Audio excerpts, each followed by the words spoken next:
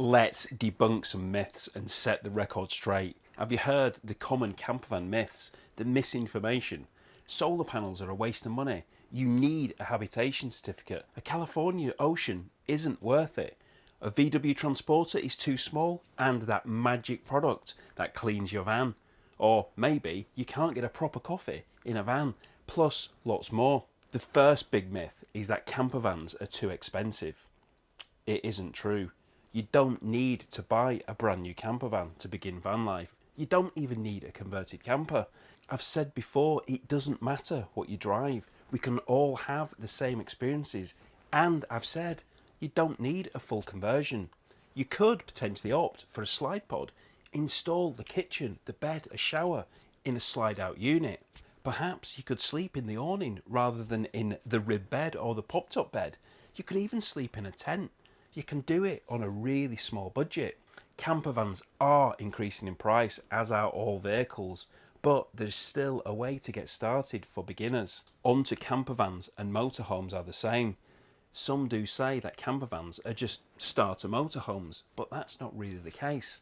A campervan is typically a converted panel van, a van, and then you just turn the internals of it, like a Volkswagen Transporter. Usually still looks like a Volkswagen Transporter once it's been converted into a campervan. Whereas a motorhome is built on a chassis with a custom body, a body that usually offers a lot more space and more facilities than a campervan. So a campervan and a motorhome are not the same. That said, some of the bigger campervans like the VW Crafter come with bigger beds, bigger kitchen, more appliances, internal shower, toilet and much more storage. That can blur the lines between the two, but it's the body that gives it away. And it's often misunderstood regarding price also. These days you can easily see brand new vehicles for around the same price, which leads some people to say, you can buy a motorhome for that. I've heard that actually a number of times now. And yeah, you're probably right, but they are different vehicles offering different lifestyles. A campervan is perfect for daily drives and spontaneous getaways, while a motorhome might be a pick for long-term travel, longer journeys, and it contains all the comforts which you've got from home. Yet you wouldn't want to be daily driving a motorhome. So although you can get bigger for the same money, is that what suits your needs? Additionally, a motorhome may well be cheaper than a campervan if you're comparing different brands. A VW based vehicle could well be more expensive than a vehicle built on a different manufacturer's chassis. And what really are people thinking about when they're talking about price? The original purchase, or what they're taking into consideration, the longer term value, as a VW Transporter is far more likely to hold its value well than, well, let's say another alternative brand. So over the long term, with depreciation and the residuals, what is better value? Why is one van significantly more expensive than another? Has it more facilities, better components? There's much to discuss as far as price, and maybe I should do another full video on that. Now, you may be told that habitation checks are mandatory. You need a gas certificate. Unfortunately, that is not true. And I do say unfortunately because I've seen far too many campervans that are unsafe from professional converters, gas and electrics not being installed properly or not using the correct components. And I know many other people in the industry believe that the industry should indeed be regulated. But until we have this, we just have to hope that the converter is doing the right job. Habitation checks are recommended. Safety shouldn't be compromised. And with the camper having gas and electric, an annual testing of these certainly can help. After all, it's a moving vehicle, vibrating vehicle, and parts can come loose. Wires, pipes, fixings, all moving around. They could easily become loosened and come away from where they fixed, come out of that connection which they connected to. And so under most circumstances, no, a habitation certificate isn't mandatory, it isn't required. However, there are circumstances where it is required. If you are renting out your campervan, then you do need that gas certificate. And also, it's well worth checking your insurance policy. Some insurance policies may have some form of wording in them which talks about the gas appliances which are fitted in there. Do check your policies to make sure that any gas, any kitchen, any cooking equipment in there, that you are complying with the terms and conditions of your insurance policy. I know actually a couple have actually been caught foul with this. They weren't aware that it was in the policy, so do make sure you check yours. And I will touch on this more in part 2 of this soon, when I will be talking about some of the myths, well, actually untruths from converters regarding electrical aspects, solar, van sizes and more. So do subscribe if you want to see that, which will be coming soon. I know most of you don't subscribe, but it really would help me, and to be honest with you, it's free, it doesn't cost you anything. Plus, I've got some new, really exciting campervan items coming soon to the channel, along with some adventures, so do watch this space.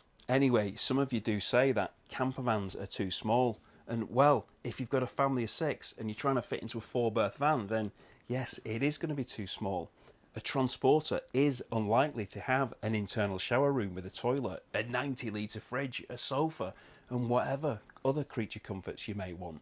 It's a small van, but it does or can contain all the essentials: your cooking facilities, 4 beds, toilet, external shower, heating.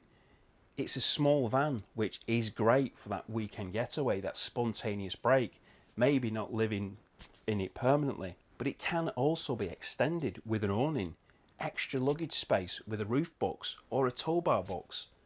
They may be too small for you, but they may not be for somebody else. Oh, and by the way, transporters have been around since the 1950s, and the vehicles now are much bigger than they used to be then. And people used to cope camping in them back then. So what's changed? Well, it's probably us and what we actually deem as being essentials and what we need to take with them. Think of that nice splitter you admire. People did it back then. The original microbus. People used to go away on holidays in them. People have changed. We have changed. We need more things with us, like a coffee machine, for instance. And people say you can't make decent coffee in a camper. So this means an espresso based coffee.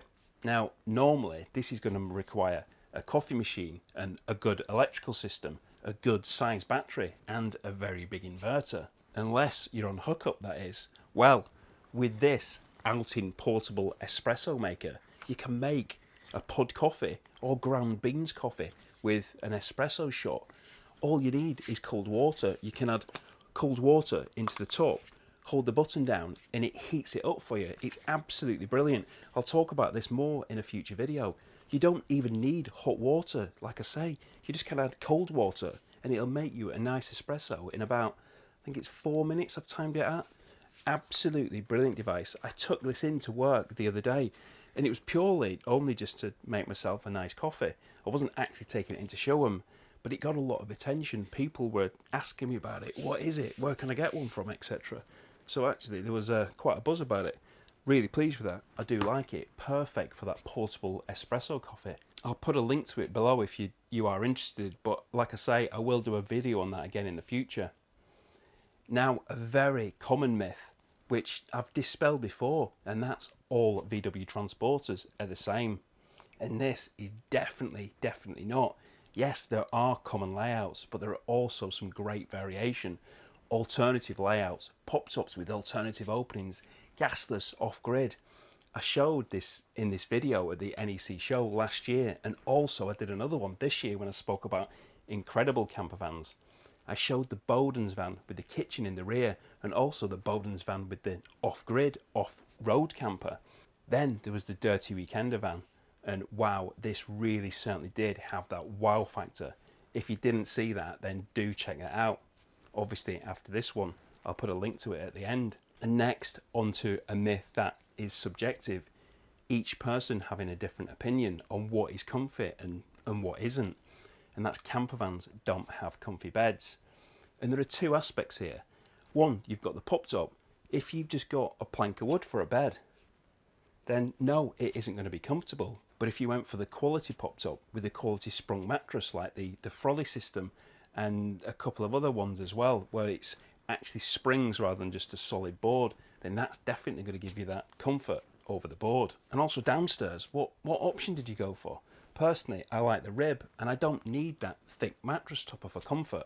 You might need the mattress support, you might need that panda topper, or maybe the Duvet thick mattress and the cover. And these are good products to help if you've not got that comfort. So no, it's not uncomfortable to sleep in, and you can always improve it to your tastes with these aftermarket products, which a lot of people have anyway. But how about finding somewhere to sleep in the first place?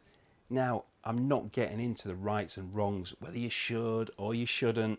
I'm merely just saying a myth, and that's regarding the wild camping in Scotland is legal. Well, yes, it is partly true. However, this is for non-vehicle wild camping. Motorised vehicles, campervans and motorhomes don't come into it. The outdoor access code applies to people with tents, not campers. This is complicated, but there is no legal right to camp in a campervan. That is the myth, as people think you can just park up anywhere due to these access rights. And what is this magic substance that cleans your van? Some say that snow foam doesn't work, but it's more of a misunderstanding of what this product actually does. Like everything, some products do work better than others. Now, snow foam isn't something that you just put on your van, you wash it off, and then your van is magically clean. It's a product that helps loosen the dirt and the grime, making it easier to clean when you get your wash mitt out, making sure that you've got less elbow grease, just making it easier to do it. It's not that magic solution that miraculously cleans your van away when you add water. That is not what the intended purpose is. It loosens that grime and makes it much easier to clean it. And another myth is the Volkswagen California Ocean is not worth it. So, okay, yes, they do cost a few quid. However, they also retain the value, arguably much better than any other campervan. They are well kitted out with cooking facilities, sleeping options, heating, electric pop-top, and you can even still get them in the 4Motion, the four-wheel drive option. They don't come from the dealer with body kits and huge wheels. They are heavily weighted in favour of being a camper rather than a show vehicle with a conversion added onto it. No, they aren't everyone's taste. We all have different opinions, different styles, but the Californias are well built and really do hold the value. I really do actually like the California. It's obviously got the opening door on the driver's side in the UK as you get out, which is quite good because I generally open my driver's door, open the rear passenger door, and then I've got my stuff in the back if I've been working or anything like that. If I've stored things in there, I can just open it. But with a campervan, which is normally single slider, then it normally opens on the other side, the passenger side. So me being the driver, getting out the drivers, it's just quite easy to do it.